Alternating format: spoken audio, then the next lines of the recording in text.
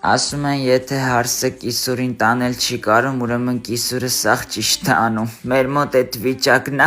Ես Գայանն եմ, ես 10 տարի է հարսիս հետ եմ ապրում, ես երեխեն ուզում է անդադ առանձնանա, ամեն անգամ մի օրգանս ռեզկի վատանումա չի ստացվում առանձնանալը։ Երեխուն չեն ուզում իմ անունը դնեն։ Ինչ վատանուն է, որ Գայանն է։ Ռեզկի վիրավորված դեմքով նստա, վերջը նպատակիս հասա կդնեն։ Երեխեք ջան, եթե մեզ մի բան է պետք, մենք ընտանիքով հակված ենք հարսի ոսկիները զալոգ դնենք, ինչ աշխատել, ինչ բան, ճիշտ է երեխան մի քիչ նեղվավ, բայց հələ մի քանի տեխնիկա ընտրենք, ուֆ, Բլումբերգը համալրվել էր նոր տեսականիով, 65 դյույմ հեռուստացույցներ, սառնարաններ, լվացքի մեքենաներ, ճիշտ է աչքիս լույսը չի այդ վայրենին, բայց մեղք կա, իմ կտանքներին դիմանում է, արժանի է նորագույն տեխնոլոգիաներով, բարձր դիմացկունությամբ տեխնիկայի։ Երեխեք ջան, հիշեցնեմ, որ ես Գայանն եմ, կիսուրով ունի հոբի, բարդացնել հարսի կյանքը, Բլումբերգի կաթսաները եւս խորհուրդ եմ տալի, բավականին որակյալ են։ Տունը կռիվ, ճաշ, ամեն ինչ ես եմ սարքում։ Հարսս կուզենար Բլումբերգի նման գերմանական ճշգրտությամբ կյանք ունենալ, բայց մենք այդ երեխու կյանքը սարքինք գերմանական կինո։